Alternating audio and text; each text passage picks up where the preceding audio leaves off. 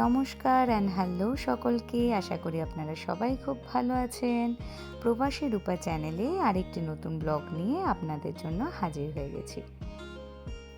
আজ সোমবার, আজকের ব্লগটা বানাচ্ছি সারাদিনের আমাদের ব্যস্ততা নিয়ে। বোনের কাছে কটা দিন ঘুরতে এসেছিলাম, আজ ফিরে যাব। তবে আমি একা ফিরব না, বোন আর মুলু দুজনকেই নিয়ে যাব সাথে। প্রত্যেকবার আমি যখনই আসি, ফেরার সময় আমি ওদের দুজনকে নিয়ে যাই। ঘর থেকে 4:45 বিকেলবেলা আমাদেরকে বেরোতে হবে। তার আগে কিছু টুকটাক কাজ সেরে নিচ্ছি। এই যে এগুলো হচ্ছে বাটার কুকিজ বানিয়ে প্যাক করে নিচ্ছি।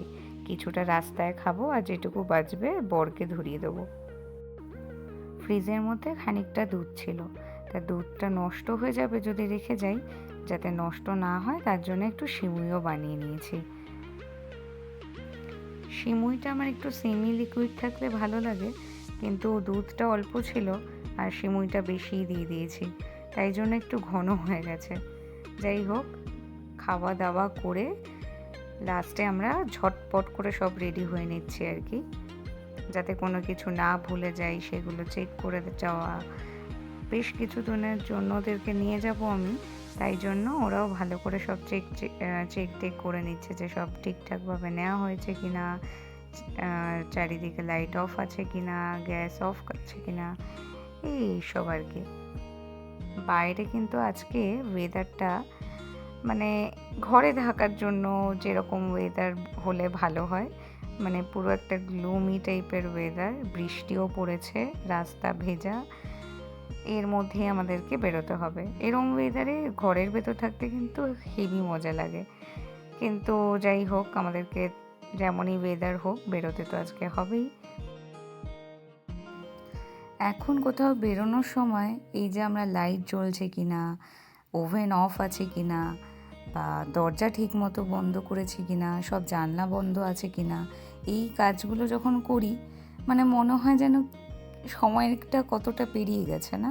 মানে এই কাজগুলো আমাদের মা বাবারা করতো, আমরা একদম চিল মেরে রেডি হয়ে বসে থাকতাম যে কতক্ষণে বেরোনো হবে। এখন বেরোনো মানে একটা মানে এক্সট্রা বার্ডেন। এইগুলো সব চেক করো, মানে এখন বুঝি ব্যাপারগুলো যে কতটা ইম্পর্টেন্ট এগুলো, আর এইগুলো এখন আমাদেরকে খুব মন দিয়ে করে তারপরে বেরোতে হয়। মা বাবাদের কত দায়িত্ব, কত ডিটেলস, কত মানে সূক্ষ্ম সূক্ষ্ম দায়িত্ব এগুলো। যাই হোক, এই দায়িত্ব এখন আমাদের ঘাড়ে এসে পড়েছে, তা আমরা এইগুলো করে বেরোই। বেরিয়েই আমাদের হাতে সময় কম ছিল, কিন্তু তাও আটকা পড়ে গেলাম এই পিঙ্ক থোকা থোকা ফুলের এই গাছটাতে। পুরো ক্যাম্পাসে এরকম গাছ ভরে আছে। যাই হোক, তাও একটু শ্যুট টুট করে আমাদের মাঝে রাস্তায় কিছু খাবারের জন্য, বা ওরা এতদিন পর আমাদের বাড়ি যাচ্ছে বলে অ্যারির জন্য কিছু গিফট নিচ্ছে, মানে এই চকলেট চিপস এইসব আর কি। আর আমাদের রাস্তাও কিছু খেতে হবে, তাই এগুলো একটু মাঝখানে আমরা টাইম রেখেছিলাম এইগুলো যাতে কেনাকাটা করতে পারি তার জন্য। কারণ আমাদের রাস্তায় অনেক লম্বা জার্নি, এটা মানে প্রায় 7 ঘন্টা থেকে 7.5 ঘন্টা লেগেই যায় আমার বাড়ি যেতে ওদের বাড়ি থেকে। তবে এই 7.5 ঘন্টার জার্নিটা আমাদের কমে গেছে, যেহেতু আমরা আইসি করেছিলাম, তাই জন্য আমাদের টাইমটা কম লাগবে যেতে। তাও কম না, 5.5 ঘন্টাও কম টাইম নয়।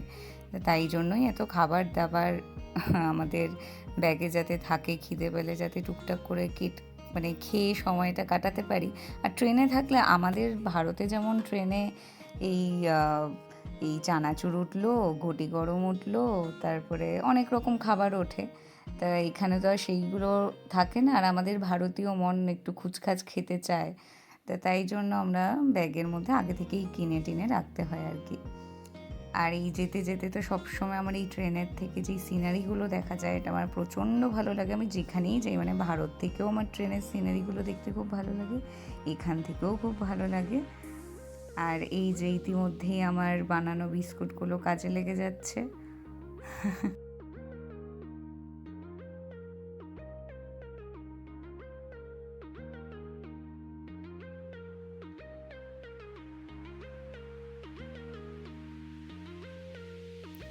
আমাদের ফার্স্ট ট্রেন জার্নিটা শেষ করার পরে এবার সেকেন্ড আইসির জন্য আমরা ওয়েট করছিলাম। ওয়েটিং পিরিয়ড আমাদের ছিল 1 ঘন্টা 5 মিনিট। আর ওয়েদারের মানে কি বলবো, এত ঠান্ডা ছিল, মানে 2 ডিগ্রি ছিল, তাহলে বুঝতেই পারছেন কতটা ঠান্ডা। আর উইন্ডিও ছিল।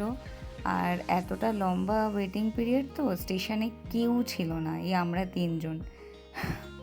আর সেই সময়েও আমরা খেয়ে খেয়ে সময় কাটাচ্ছিলাম কিটক্যাট খেয়ে।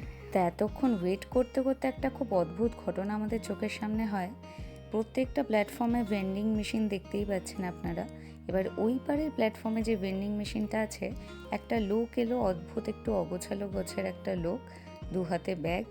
হঠাৎ করে দেখি ভেন্ডিং মেশিনটাতে বাড়ি মারা শুরু করেছে। মানে আমরা ভাবলাম কি ভেন্ডিং মেশিনটা ভেঙে ফেলতে চাইছে।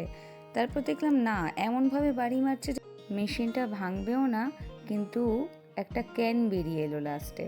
মানে পয়সা ছাড়া ধাক্কাধুক্কি মেরে ওই মেশিন থেকে কিছু না কিছু বার করবে সে, সেটা চকলেট হোক, ক্যান হোক, যাই হোক। লোকটার ভাগ্যে পড়েছিল ক্যান, তারপরে উনি ক্যানটা খেতে খেতে সুন্দর চলে গেল আমাদের চোখের সামনে দিয়ে।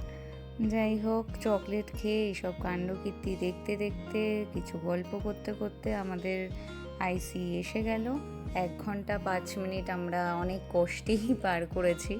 প্রচণ্ড ঠান্ডা ছিল। মানে এখন আইসির ভেতরে, মানে ট্রেনের ভেতরে হিটার চলছে, কিন্তু তাও আমাদের ঠান্ডাটা কাটতে বেশ খানিকটা সময় লেগেছে। তারপর ট্রেন থেকে নেমে আমরা দৌড়ে দৌড়ে বাস ধরেছি। আর বাস থেকে নেমে এবার আমাদের বাড়ির পথে। পুরো ঘুটঘুটে অন্ধকার এই জায়গাটা থাকে আমাদের, আমি স্ট্রিট খুব টিমটিমে স্ট্রিট লাইট জ্বলে। যাই হোক, ফাইনালি এখন আমরা ঘরে। এখন বাজে 11:05।